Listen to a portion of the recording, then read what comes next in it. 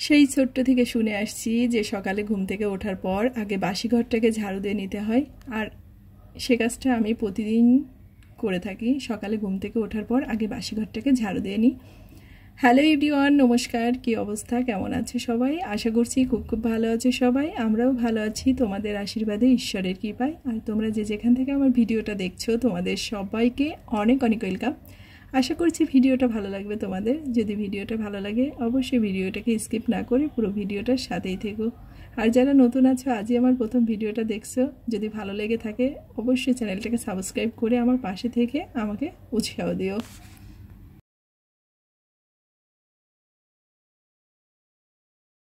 আর প্রতিদিন এই বিছানাটাকে গোছানোর সাথে সাথে খাটটাকেও একটু হালকা হাতে মুছে নিই।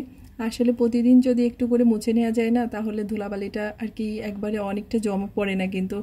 আর ধুলাবালিগুলো জমে গেলে সেটা আসলে অনেক বাজে দেখায়। তো প্রতিদিন আমি এটাই করি। আর তোমাদের একটা জিনিস দেখাই, সেটা হচ্ছে এই যে আমি এই র্যাকটাকে এনেছিল স্বপ্নিলের পাপা, কিন্তু কোথায় যে এটাকে আটকাবো ঠিক বুঝতে পারতেছিলাম না। তো শেষমেশ এই কর্নারটাতেই রেখেছি। তো এটাকে আমি টি কর্নার বানিয়ে নিয়েছি।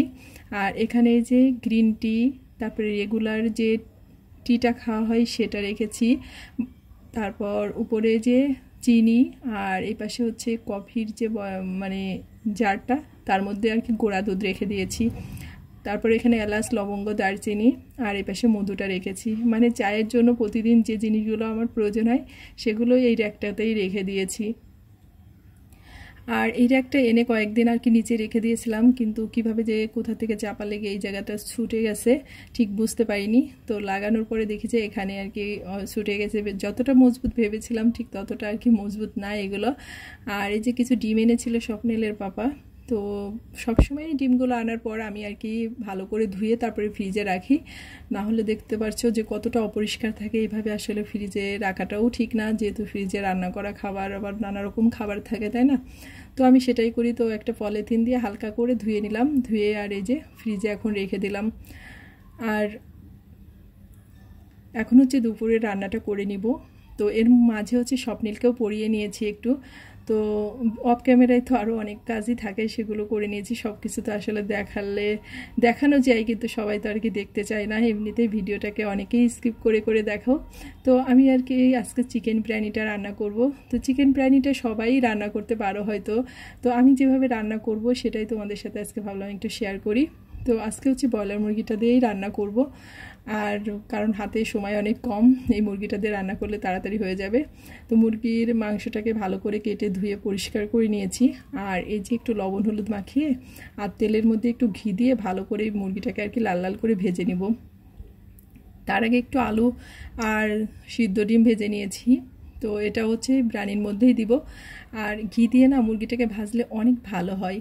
আর প্রত্যেকটা মুরগির জন্য মানে রান্নাটা কিন্তু অন্যরকম। যেমন কক মুরগি, সোনালি মুরগি বা ব্রয়লার মুরগিতে যদি বিরিয়ানিটা রান্না করি তাহলে মাংসটাকে ভেজে নিই, কিন্তু দেশি মুরগিটা দিলে সেটাকে আবার ম্যারিনেট করে তারপর রান্না করি। দেশি মুরগিটা তো এমনিতেই শক্ত, তো ওটাকে আর কি ভাজার প্রয়োজন হয় না। এ কারণে ওই মাংসটাকে আর কি মেখে তারপরে কষিয়ে রান্নাটা করি। হাতে সময়টা কম, এই কারণেই বললাম। আজকে থেকে স্বপ্নিলের আবার পড়াটা শুরু হয়েছে। তো দুপুরবেলায় ওর কি কোচিংটা আছে, তো সে কারণেই আর কি তাড়াতাড়ি করেই রান্নাটা করে নিব। তো আসলে গ্যাসটা যে কয়দিন আর কি বন্ধ টন্ধ ছিল, তো সে কয়দিন বেশ ভালোই গ্যাসের সার্ভিসটা ভালো ছিল। আবার মানে গ্যাসটা কমতে শুরু করে দিয়েছে। তো এদিকে হচ্ছে পেঁয়াজ তেলের মধ্যে আর কি এলাচ, লবঙ্গ, দারচিনি, তেজপাতা সব কিছু দিয়ে তারপরে পেঁয়াজটাকে একটু ব্রাউন করে ভেজে নিয়েছি। নেওয়ার পরে যে আদা, রসুন, পেঁয়াজ একটু মানে বেটে রেখেছিলাম, ব্লেন্ডার না বেটেই রেখেছিলাম। তো সেটাকে ভালো করে অল্প অল্প জল দিয়ে আর কি কষিয়ে নিব। আর আজকে মজার ব্যাপার কি জানো তো, বিরিয়ানিটা রান্না করতে গিয়ে দেখি যে বিরিয়ানির মশলাটা নেই। তো আমি সবসময় রেডিমেড বিরিয়ানি মশলা দিয়েই বিরিয়ানিটাকে রান্না করি। তো যাই হোক, মানে যে যতটুকু ছিল খুবই সামান্য পরিমাণ ছিল, তো ওটা দিয়েই আর কি রান্না করেছি। তবে তার মধ্যে একটু জিরা আর একটু ধনে বেটে দিয়েছি। তো এদিকে মশলাটাকে ভালো করে কষিয়ে নিচ্ছি। তো লবণটা দিয়েছিলাম কি না আসলে মনে পড়তেছিল না, তো সে কারণে একবার একটু লবণটাকে চেক করে নিলাম। আসলে লবণটাই তো রান্নার ক্ষেত্রে মেন গুরুত্বপূর্ণ জিনিস, তাই না? লবণটা বেশি হলেও খাবারটা খাওয়া যায় না, আর লবণ না দিলেও খাবারটা কিন্তু খাওয়া যায় না। তো যাই হোক, এখন মশলাটাকে তো কষানো হয়ে গেছে, আর এখন হচ্ছে মাংসটাকে দিয়ে দিব। তো মাংসটাকে দিয়ে ভালো করে মশলার সাথে নেড়ে চেড়ে জালটাকে একদম কম করে মিডিয়াম আছে ঢেকে ঢেকে মাংসটাকে রান্না করব। মানে এর মধ্যে এখন আমি কোনো জলও দিব না, দুধটাও দিব না, কারণ এই মাংসের থেকে যে জলটা বের হয়ে আসবে সেটা দিয়েই কিন্তু এই মাংসটা আর কি সিদ্ধ হয়ে যাবে। তো এই রান্নাগুলো একটু ধৈর্য সহকারে একটু আস্তে ধীরে করলেই ভালো হয়। তাড়াহুড়ো করে জোরে জাল দিয়ে রান্না করতে গেলে রান্নাটা খুব একটা কিন্তু ভালো হয় না। তো আমি সবসময় একটু ধীরে সুস্থে এই রান্নাগুলো আর কি রান্না করার চেষ্টা করি। তো এই যে এখন ঢাকা দিয়ে দিয়ে সুন্দর করে মাংসটাকে আরও ভালো করে আর কি কষিয়ে রান্না করে নিব। তো এই যে মাংসটা অনেকটাই গলে গেছে, মানে নরম হয়ে গেছে। আর ব্রয়লার মুরগি তো এটা খুব তাড়াতাড়ি আর কি নরম হয়ে যায়। তো এখন এ পর্যায়ে আরেকটু নাড়াচাড়া করে আর কি ঢেকে দেব। তো মশলাটার উপরে তেলটা উঠে আসলেই কিন্তু সবসময় আর কি হয়ে যায় না, তারপরেও মাংসটাকে আরও ভালো করে আর একটু কষাতে হয়, মানে মশলাটাকে, তাহলে সেই মশলার রান্নাটা কিন্তু আরও বেশি স্বাদ হয়। তো এই যে দেখো, এই পর্যায়ে আমি একটু এর মধ্যে দুধ দিয়ে দিব। তো পাশের চুলাতে একটু দুধ আর তার সাথে একটু জল মিশিয়েই দিয়েছিলাম। তো এটাকে হচ্ছে এখন খুব সামান্য পরিমাণ দেবো, কারণ বেশি দিলে মাংসটা আর কি ছুটে ছুটে যাবে। তো মাংসটা তো বেশিরভাগটাই আর কি রান্না হয়ে গেছে, এখন একটু সামান্য এই যে দুধ দিয়ে দিলাম, দিয়ে আর একটু জাল দিয়ে তারপরে মাংসটাকে নামিয়ে নিব। তো এর আগে হচ্ছে আমি এর মাঝেই চালটাকে ভালো করে ধুয়ে আর কি ভিজিয়ে রেখেছি, কারণ চালটাকে আগে কিন্তু ভিজিয়ে মানে ধুয়ে ঝরঝরা শুকনো হলে সেই চালটা দিয়ে রান্না করলে কিন্তু বেশি ভালো হয়, বিরিয়ানি বলো পোলাও বলো। তো এই যে এখন আমি কতগুলো আর কি কাঁচামরিচ দিয়ে দেবো, কারণ মরিচটা আমার দেওয়া হয়নি, সামান্য একটু শুকনো মরিচের গুঁড়া দিয়ে দিলাম। তো এখন এটাকে আবার ঢাকা দিয়ে রান্না করে নেব।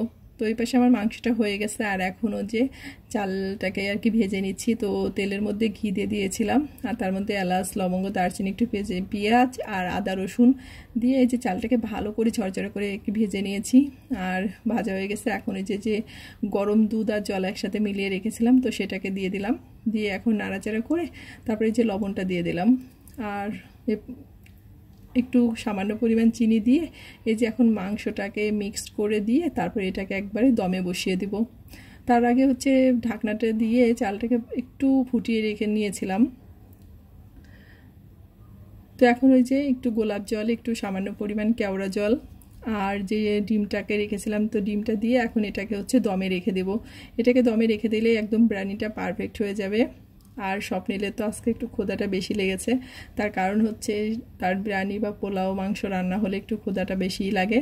আর বিরিয়ানিটা যেহেতু ঈদের মধ্যে এবার পোলাও মাংস এগুলো কোনো কিছু খাওয়া হয়নি, তো তার একটা রেশ কিন্তু রয়ে গেছে। তো সে কারণেই মানে আরও বেশি সে এক্সাইটেড।